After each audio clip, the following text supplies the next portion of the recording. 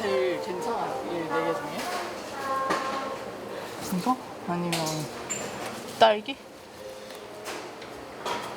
근데 한 4-5분이니까 디자인이 괜찮은 거. 좀 깔끔하고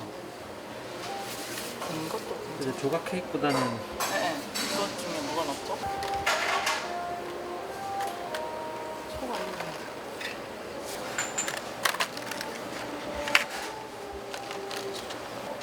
0317 아니야? 아, 그 0317은 해직된 날이고 결성한 날이 18일이어서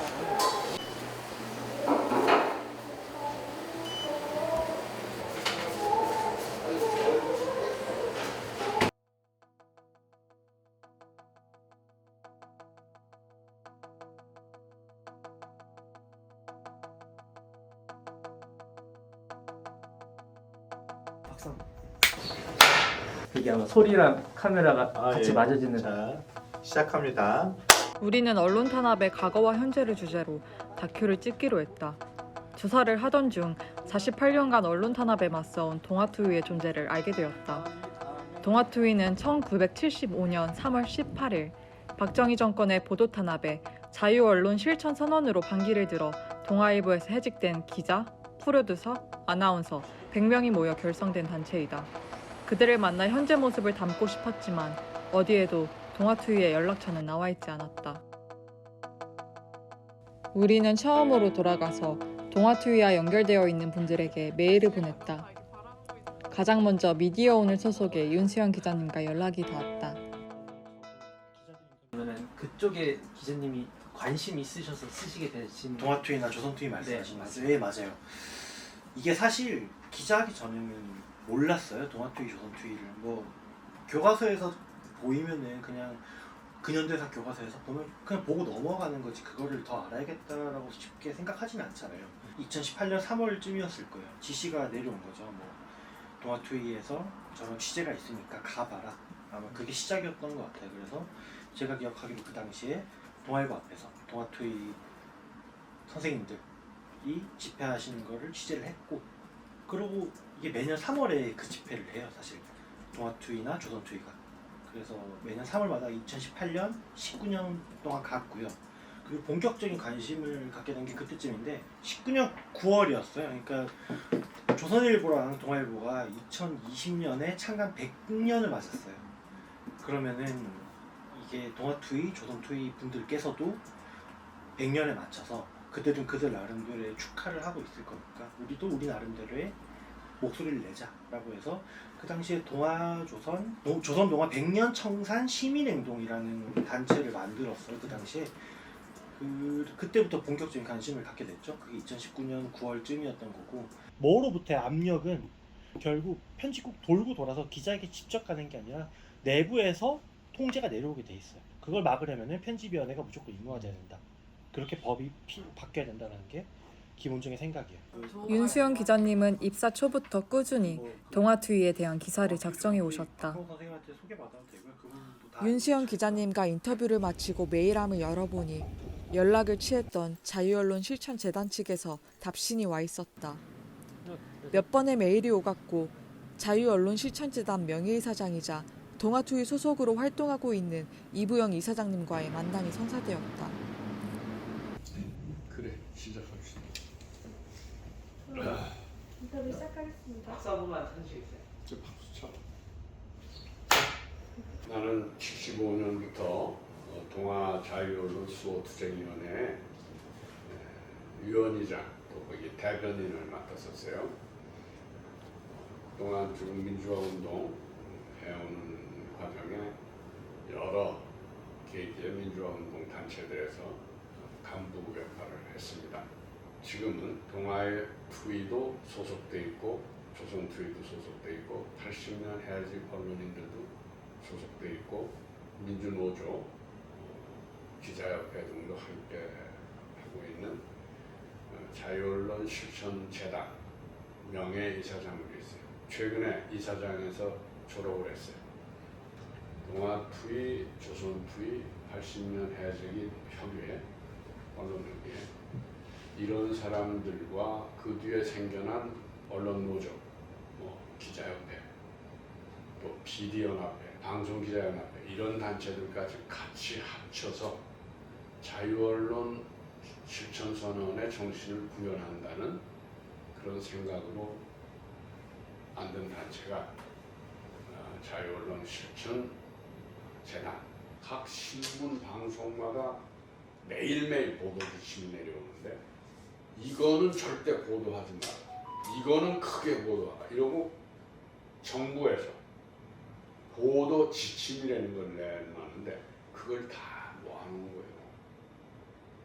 그걸 갖다가 여기다 보도를 해요.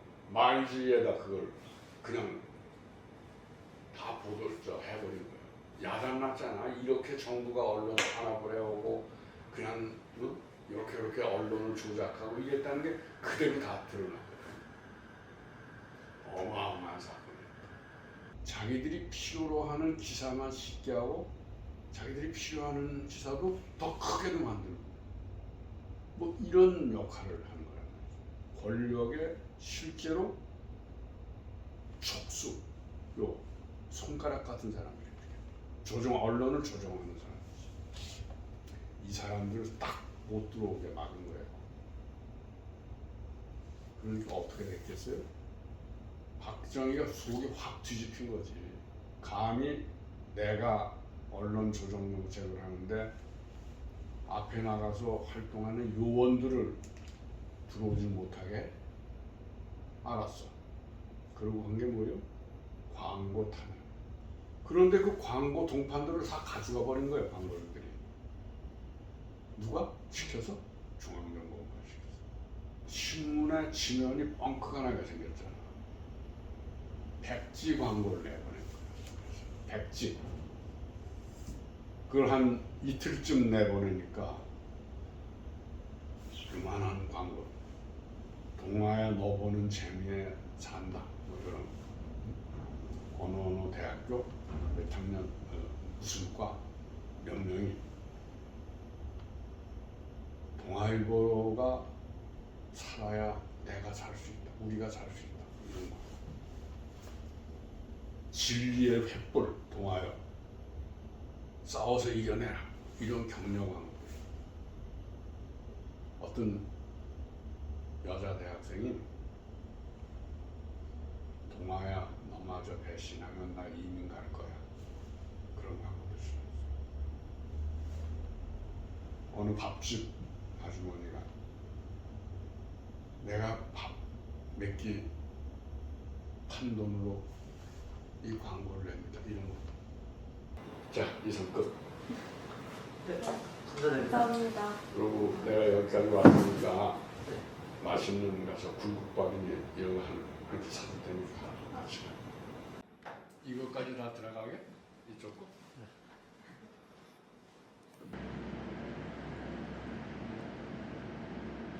동아투의 공식 사무실은 언론사 유스타파의 건물 내부에 위치하고 있다.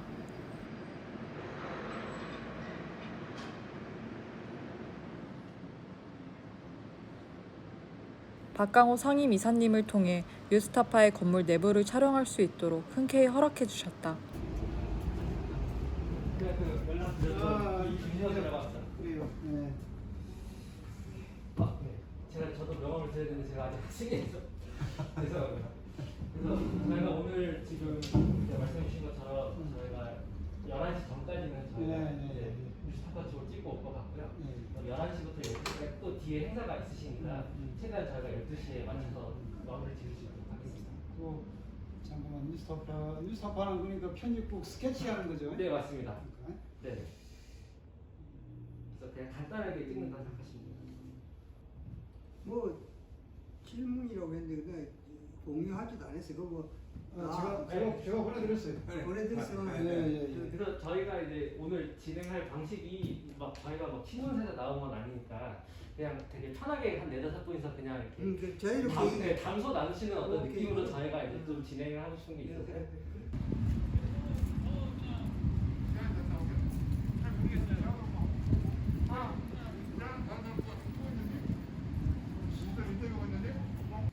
먼저 인사드릴게요. 감사합니다. 세종대학교 영화과에서 왔고요.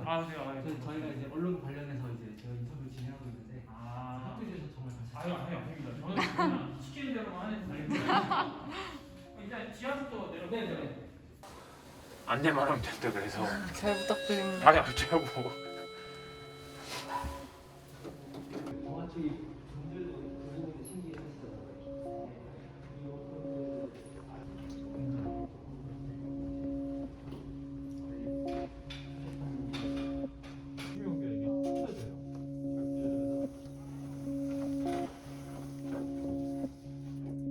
이렇게 하고 이제 시민보 기자가 여기 서서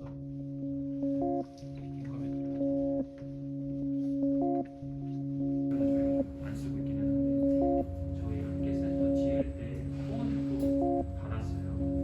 연주 특별 기금을 마련해서 그때 후원을 해주셨던 분들 이름 새겨드리고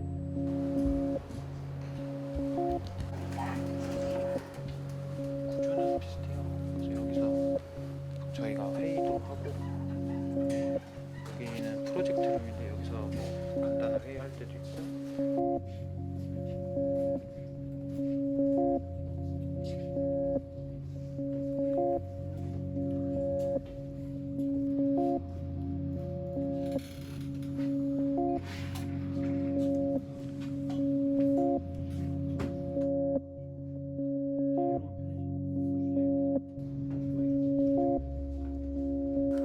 근데 어떻게 동투를 영화로 할?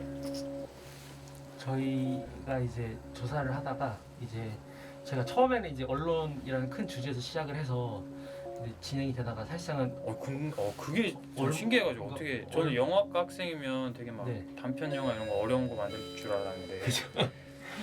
언론 저희 학교 이제 교수님이 이제 또 안티조선 관련해서 다큐를 또 만드시고 하셔서 네, 그래서 저희가 이제 같이 이제 공부를 하고 이제 하다가 또 최근에 또 뭐 MBC나 뭐 이런 전용기 사건이나 뭐 이런 언론 탄압이 많았잖아요. 그런 것들 이제 접하면서 그러면 제대로 언론 탄압을 할 사건이 뭐가 있을까 조사를 하다가 이제 동아투이, 조선투이 이제 알게 돼서 진행하게 됐습니다. 너무 신기하다. 저희 다른 방향으로 가는 게 맞는지 그런 얘기도 많이 하고 그렇게 같이 협업을 하는 위주로 하고 있어요. 그리고 저희도 올해부터 좀 사실 대단한 위대한 선배님들이잖아요. 그런 분들이랑 같이 어떤 좀 협업을 할 수 있을지 그런 걸 계속 고민을 하고 있습니다. 저희가 사실 언론사 촬영하는 게 언론사에 어떤 이렇게 와보는 게 정말 쉽지 않다는 거 너무 잘 아는데 이렇게 좀 준비해 주셔서 너무 감사해요. 저는 얘기를 방금 듣고 알았으면 좀 뭐라도 준비를 했을 텐데 그리고 전화를 방금 받아가지고 우리는 뉴스타파 내부 견학에 이어 뉴스타파 탐사 1팀 소속으로 활동 중인 박중석 기자님을 만나서 이야기를 나눴다. 예, 안녕하세요. 저는 뉴스타파에서 취재를 맡고 있는 박중석이라고 합니다. 원래는 2000년도에 KBS에 기자로 입사를 했다가 2012년도에 뉴스타파를 만들 때 같이 참여해서 뉴스타파를 만들었고요. 그 이후에 지금까지 계속 뉴스타파에서 취재 활동을 하고 있습니다. 주로 탐사 보도를 하고 있죠. 탐사 보도는 몇 가지가 있어요. 그래서 하나는 아주 중요하게는 권력 감시, 그러니까 여러 가지 이제 권력이 작동하고 있는 부분에 대한 오남용이나 오작동은 없는지 그런 권력 감시가 가장 중요한 거고요. 그런 부분들을 하기 위해서 탐사 보도라는 게 있죠. 어떤 언론도 비판적인 접근을 안 한 거예요. 오로지 그냥 잘 될 것이다 라는 거죠. 그러니까 한마디로 보면 정부는 정부 사업을 홍보하고 알릴 수 있어요. 그런데 언론은 그거를 무비판적으로 받아들이면 안 돼요. 그거를 사실은 검증해야 돼요.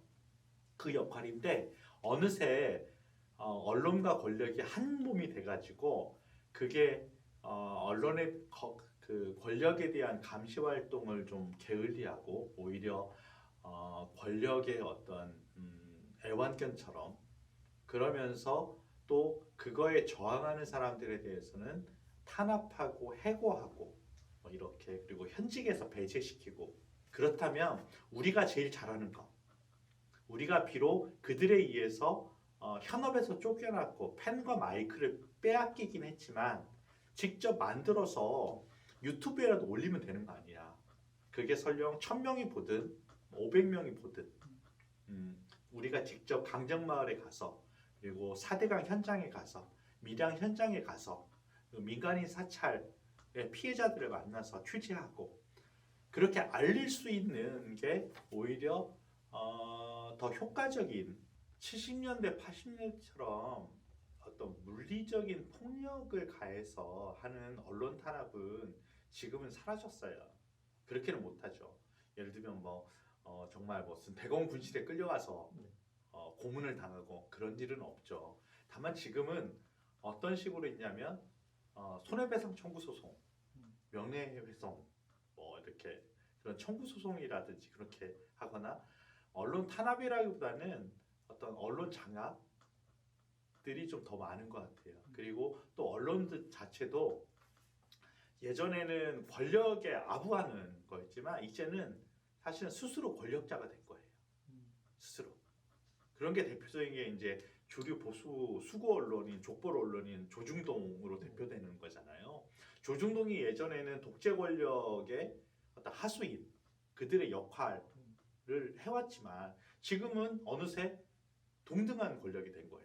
스스로 권력자가 된 거예요. 그 기득권을 누리기 위해서 자기 권력을 이제 행사하기 시작하는 거거든요. 모든 정부. 그거는 뭐 여당이든 야당이든 정도의 차이는 있지만 권력을 자기 편으로 만들려고 하는 것들, 좀 유리하게 만들려고 하는 거는 속성은 언제나 변함이 없어요.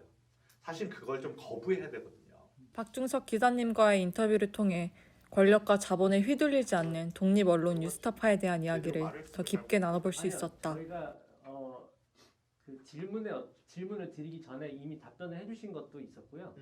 제가 이제 같이 묶어서 질문 드린 부분도 있어요. 예. 너무 답변 잘해주셨습니다. 아니에요. 아이고 제가 고생이 많네요.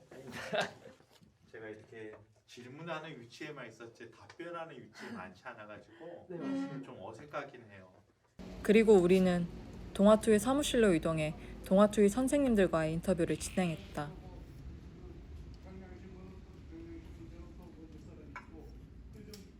원래대로라면 동아투이에 소속된 5분과 이야기를 나눌 예정이었지만 운이 좋게도 인터뷰 당일이 동아투이 정기 모임일이었고 더 많은 동아투이 선생님들의 이야기를 들어볼 수 있었다. 제가 열심히 얘는 준비했으니까. 누군지 알지? 네, 김동현 부위원장님 제가 선생님 성함을 제가 외우지 못해서 죄송합니다.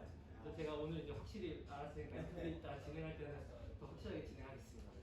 네. 주의에 대해서 어떻게 알고 이 진행을 했냐? 네, 저희가 간단하게 설명을 드리면 마스크 벗어도 네, 돼. 그 저희 교수님이 이제 저희를 가르쳐주는 이제 교수님이 이제 안티조선에 관해서 다큐를 만드셨어요. 안티조선? 네, 그래서 이제 언론 쪽에 이제 좀 이해가 깊으신 분이시다 보니까 저희가 이제 다큐멘터리를 만드는 수업을 진행을 했는데요. 그래서 저희가 이제 어떤 언론이라는 거를 저희가 큰 주제로 잡았는데 사실 언론으로 할 수 있는 얘기가 사실 되게 많잖아요. 그 와중에 저희가 이제 언론 탄압에 대해서 저희가 좀 구체적으로 다뤄보면 좋겠다라는 걸로 시작이 됐고요. 제가 조사를 하던 중에 동아투이와 조선투이를 대해서 알게 됐습니다. 이 원래 인터뷰할 게 있는 우리 인터뷰 안 가. 인터뷰 안 해서 일로 오세요 같이. 이가 더 나은데. 아니야 일로 오세요. 말씀 안 하셔도 돼요. 일로 오세요. 앉는 게 저 앵글 살짝 그러네. 이분은 얼마나 교수 출신이야. 실내가 너무 더워. 이쪽부터 해야죠. 이쪽. 네, 저쪽부터 하겠습니다. 뭐 했냐고 우리가? 네, 그 당시에 뭐 어디에 소속이 어디냐? 소속이 어떻게 되냐고. 방송이 신문이나 네, 그런 거 말씀해 주시면 그거 돼요. 알려줘야 뭐 기자냐, PD냐 그거 물어볼 거야 지금. 네, 맞습니다. 오케이. 자 선배님한테부터 하면 되겠다. 나는 대학교 졸업할 무렵에 물리대를 다녔는데 한번 1년 무기정학을 받아가지고 어디 취직할 자리가 없었는데 동아일보가 무난할 것 같아서 거기 이제 들어가게 됐지. 그런데 가자마자 6개월 만에 또 무슨 소독 간첩단 사건에 걸려들어가지고 그래서 기자 노릇을 별로 신통치 못하게 했지요. 그러니까 늘 가운데 그래도 아마 내가 지금 생각해 보면 동아일보를 들어갔기 때문에 이제까지 살았지. 신문사가 아니었으면 그나마 아마 박정희 그 소설에 취직도 못했을 것 같은 그런 느낌이었어요. 그러니까 나 같은 사람은 필연적으로 쫓겨날 각오를 하고 있었어요. 그렇게 아주 험악했어. 그리고 뭐 과학적으로 살필 것도 없어. 그냥 그 당시 상식적으로 생각하면 무서운 통치 시대였어. 근데 요새 내가 그런 기분이 다시 들어요. 그러다가도 이젠 나이를 먹었으니 죽을 나이가 됐으니까 조금은 덜 무섭구나 하는 생각뿐이지 똑같은 그런 기분이 들어가지고 아주 속이 좀 상하죠. 예, 이상 내 소개를 하겠습니다. 나는 박종만이라고 그러고 네. 이 양반보다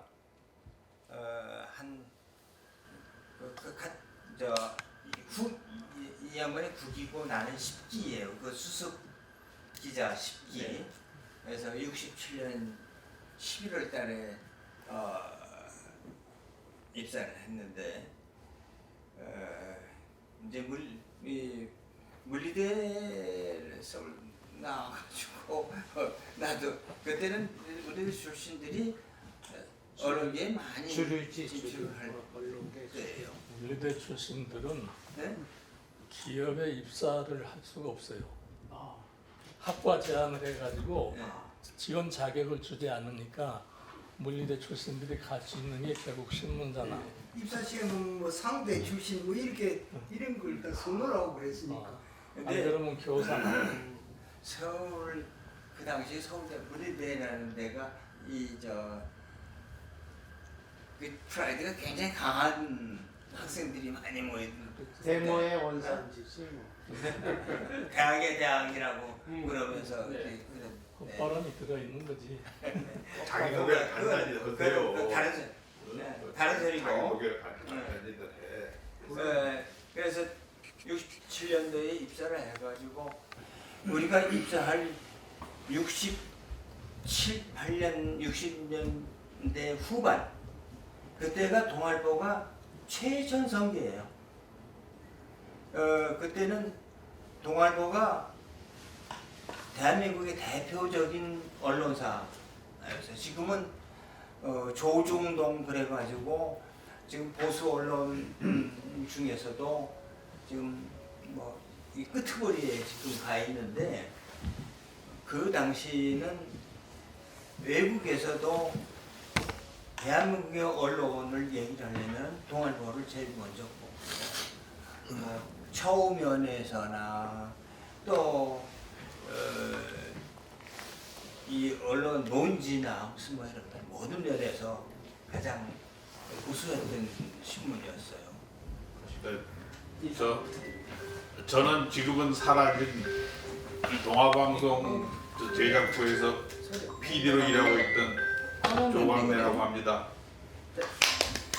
우리가 75년 3월 7일 날 쫓겨났는데 그 당시만 해도 정상적인 월급장이란 말을 전부 매달 동아일보가 그 보수가 제일 좋았어요. 그 당시에 다른 신문에 비해서 조선일보 한참 못했고 근데 갑자기 이제 직장에서 쫓겨나니까 먹고 살 일이 갑갑하잖아요. 처음에는 뭐 이런 게 뭐 며칠 가겠나 다시 정상으로 돌아오겠지 생각을 했는데 그게 자꾸 한 달 가고 두 달 석 달 가니까 이제 목구멍이 포도청이니까 그 살아갈 공의들을 하는 거예요. 그래서 우리 이제 박 선배 같은 분은 대학 처음엔 번역실에서 아니요. 주로 번역 뭐 아는 게 그거니까 영어니까 번역실에서 나 다른 사람들 외주 받아가지고 번역하는 그 옹고료가 책 번역. 옹고료가 그게 뭐 얼마 되지는 않지만 그렇게 싹지 번역. 어떤 사람은 참기름 장사를 하는 사람도 있어요. 우리가 참기름을 팔면 진짜를 팔겠지 하는 이제 믿음이 있는데 장사 안 해본 사람이 그 참기름 장사가 되겠어요? 안 되지. 그리고 또 어떤 사람은 그 옷가게를 해가지고 남대문 시장에서 옷을 사다가 동네 가서 이제 양장점이라 그러는 양품점 같은 거 팔고 그렇게 살고. 또 이제 내 경우는 뭐 난 재주가 없으니까 집사람이 그때 그 대학에서 그 음대를 나왔기 때문에 내가 그만두고 나서 피아노가 한 대 더 생겼어요, 우리 집에. 레슨을 이제 하기 시작한 거예요. 그렇게 해서 몇 년 어떻게 보면 빌어먹고 사는 거죠. 그렇게 직장들을 구하기 위해서 참 힘든데 어디 직장을 가겠다고 저게 부탁을 했는데 며칠 후부터 출근해라. 근데 바로 직전에 나오지 말라. 이미 다 연락이 연결돼 있어가지고 방해를 하니 지금 그렇죠. 못하게 하니까. 부패한 정권이 이런 데 해가지고 공생을 했다. 그 우리가 쫓겨나가지고 아까 생활 이야기는 생활이 어렵잖아요. 사회 각계에서 교회나 이런 데서 성금을 우리한테 보내줬어요. 그래서 처음 몇 달 동안은 그 돈 가지고 그 많은 돈 아니면 나눠서 그 먹고 살았는데 그 과정에서 아마 이 얘기는 못 들어봤을 거예요. 이화 여대생이 동아일보 돕기, 동아일보 해직기자 돕기 손수건 제작 판매하다가 걸려든 게 있었어요. 내가 이제 그 당시에 서대문 경찰서 출입을 하고 있었고 그 동아일보 쫓겨나기 전에 또 거기에서 학보사를 주로 대학 학보사 많이 들라 그러면서 정보를 얻고 그러는데 그 이대생들이 그걸 그 제작해서 팔았어요. 또 이대생들이 어떤 사람들은 또 도봉산 같은 데 올라가서 아침에 그 등산객들 상대로 동화도끼 커피를 팔기도 했고 그 정강자가 그랬어요. 그런 일도 있고 그러는데 그 사람들이 이제 그게 걸려가지고 감방을 갔어요. 그래서 이제 내가 느닷없이 아까 우리가 6월 24일 날 그 3월 17일 쫓겨나서 매일같이 신문사에서 신문회관까지 도열 시위를 하는데 그날이 100일째 되는 날이야. 동아투유 해직되고 100일 요 근데 그때 미국의 그 교회 계통에서 만든 자유언론상 AD상 안노 도미니 그 상식을 우리한테 준다고 그날 시상식을 했다고요. 근데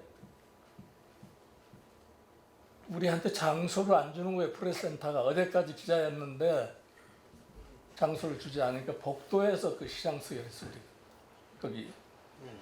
그러고 나오는 길에 내가 잡혀 들어갔는데 이미 동행형식으로 서대문 경찰서 형사한테 그래서 가보니까 내가 좀 알던 안면 있는 형사가 그 사전을 이야기하다고 그 손수건 사건이다.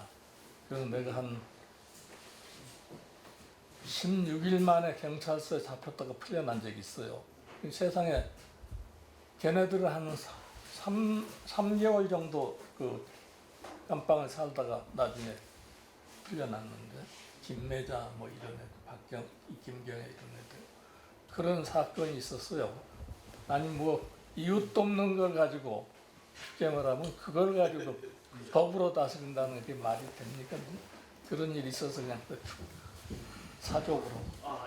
배터리 그냥 이미 했대. 인터뷰 했대. 아니 인터넷. 이부영 이사장은 이미 했대. 아니 아까 마지막 이 당사자는 우선 본인이 거기에 원하고 당사자. 아, 네. 그래서 오늘 이제 뒤에 오늘 자리에 대한 설명을 좀만 해주시면 그 과정을 잠깐 긴급 네. 조치 얘기 해주시라고. 그거 아니면 이제 뭐 오늘 자리가 이제 어떤 자리인지 우리는 원래 모임 아니. 아, 네.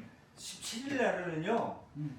우리가 저 75년 3월 17일 날 동아일보사에서 축출됐는데 그날을 기념해서 매달 17일 지금 48년 동안 매달 17일 날은 모입니다. 오늘 17일이에요. 네?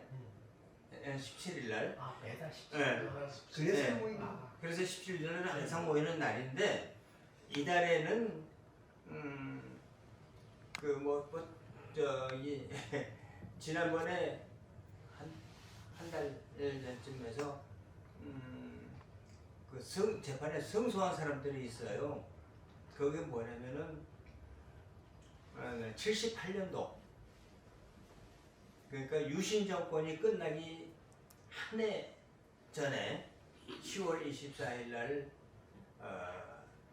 그 민주인권일지 사건이라고 하는 것이 있었어요. 그래서 그 사건으로 해서 10명이 구속이 된 일이 있었는데 그때 구속됐던 사람들 중에서 이제 그 국가를 상대로 한 배상 청구 소송을 한 일이 있습니다. 그게 상당히 오랫동안 재판을 끌었는데 뭐 재심에서 승소를 했어요. 일부 승소를 해가지고 그래서 좀 축하하고 기념한 그런 의미로 또 모이는 그런 게 있습니다.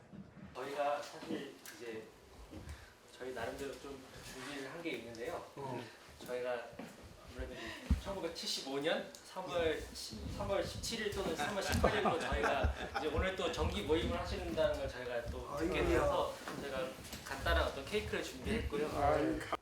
이분들이 어떻게 된다고?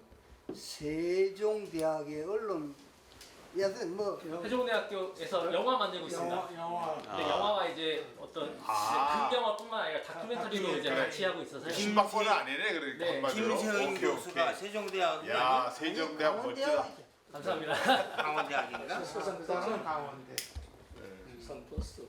그것까지 하는 게 낫겠다. 김세윤은 언론학과 교수고 여기는 지금 아니 글쎄, 영화. 세종대학인가는 세종대학 영화반이야 지금.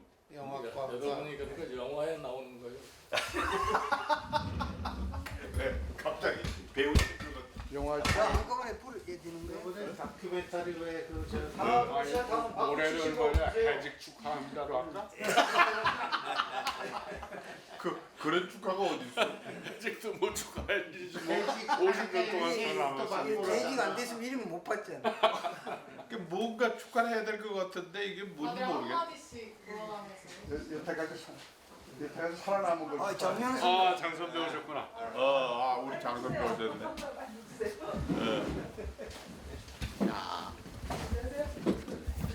졸라 안 돼. 이리 오세요. 어서 오십시오. 아이고 우리 선배 오랜만인데. 아니 저기 거기 앉으시고 우리가 뒤에 서면 되잖아. 우리가 뒤에 서. 어딨어요? 지금 저기 오신 마스크 쓰신 분이 장윤환 선배라고 여기에 가장 좌장이고 옛날 대한매일신문에 있었고 한겨레도 있었고 우리 여기 제일 예, 앉아. 몸이 불편하니까 앉으라고. 그래. 몸이 불편하니까 앉으라고 얘기해. 앉아. 하자는 대로 해라. 오세요. 아이고 오세요. 이게 우리 저 학생들이 준비한 저 케이크인데 하시는 자리라고 얘기 듣고 저희가 케이크 준비했습니다. 제가 제안하겠습니다. 이 불을 어떻게 불을 끄지 말고 박수를 쳐서 좀 끄는 방법. 아니 진짜 제일 입샘신 사람 보니까 정동이가 제일 세요. 던져줘야지. 자, 저기 저 박수 치면서 장풍으로 하든지 입으로 모르게 불어. 이거 자 불어. 자,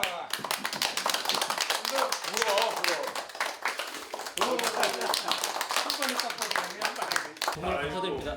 자, 우리 세종대학 영어반 학생들 나중에 감사합니다. 필요하면 추가로 해줄게. 수고했어요. 감사합니다.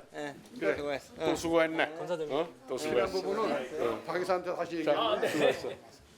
아직도 불러. 박 이사하고 얘기하면 모든 게 다 되니까 박 이사. 감사드립니다, 선생님. 그래. 수고했어요. 네. 고생했어요. 야, 수고했어. 그 필요하면 추가로 얘기하면 아이고, 도와줄게. 수고하셨네. 아이고 수고하셨어요. 동아투이 분들과의 인터뷰 진행이 끝난 후 동아투이 분들의 모임 식사에 우리들을 초대하고 싶다고 말씀하셨고 우리는 기쁜 마음으로 선생님들과 함께 발걸음을 옮겼다. 야, 같이 가요. 아, 네. 카메라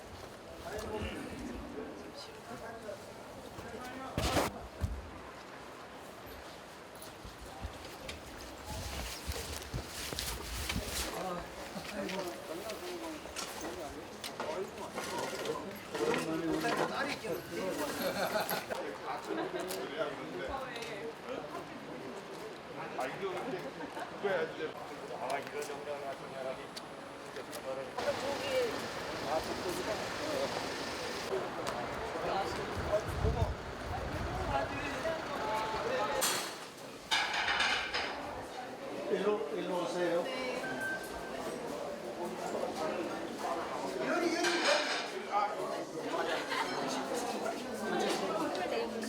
안녕하세요.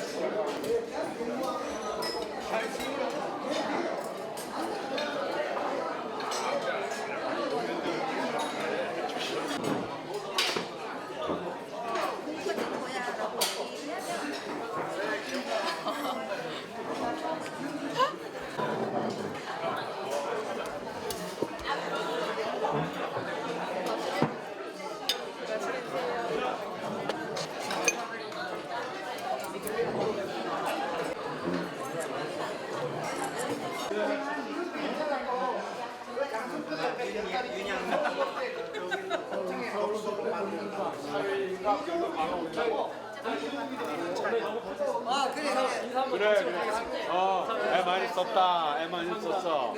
수고했다. 저희가 잘 만들어서 또 보여드릴 수 있게 많았어요. 그래. 오늘 좋은 얘기 감사합니다. 그래. 감사드립니다. 안녕히 계세요. 그래. 감사드립니다. 세종대 영화. 지훈이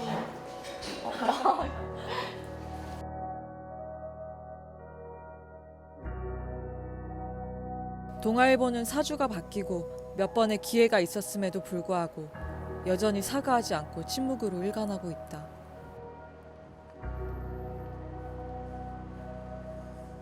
동아일보에서 해직된 지 48년. 젊은 언론인들이었던 그들은 이제 여든을 바라보는 백발 노인들이 되었다. 그리고 우리는 그들에게 마지막 질문을 던져보았다. 언론인을 꿈꾸거나 아니면 후배 언론인한테 혹시 하시고 싶은 해주고 싶은 말씀이 있으시다면 마지막으로 요청드리겠습니다. 가장 어려운 질문이죠. 그렇죠. 왜냐면 저도 잘 못하는데. 아닙니다. 언론인으로서는 세상의 부조리, 모순 이런 데에서 정당한 분노를 할 줄 알아야 생각한다고 생각해요. 분노할 줄 아는 사람이 돼요. 그 유명한 단테 신곡에 보면 지옥의 제일 뜨거운 자리에 있는 사람들이 누구냐면 사회가 모순되고 할 때 분노하지 않고 말이지 그걸 외면하는 사람이 그 지옥의 가장 뜨거운 자리를 차지한다면 그런 대목이 나와요. 그래서 우리 기자들이 좀 뭐 하더라도 세상에 대해서 좀 분노할 줄 알았으면 좋겠다. 난 그런 생각이 들어요. 그냥 직업을 선택할 때는 경제적 상황, 월급이 얼마인지, 근무 여건이 어떤지, 또 사회적 평판이 어떤지 이런 것도 좀 보잖아요.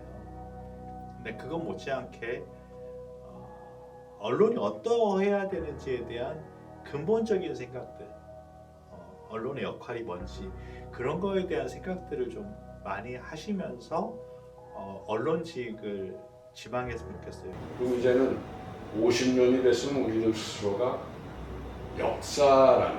역사가 됐다는 것, 그것을 인정하고 그 뒤를 이어서 자유언론 실천재단은 후배들이 또 이어갈 거니까 이미 자유언론 실천재단 이사장을 그 해직 기자가 아닌 그 한국일보 출신 원로 기자가 맡았어요.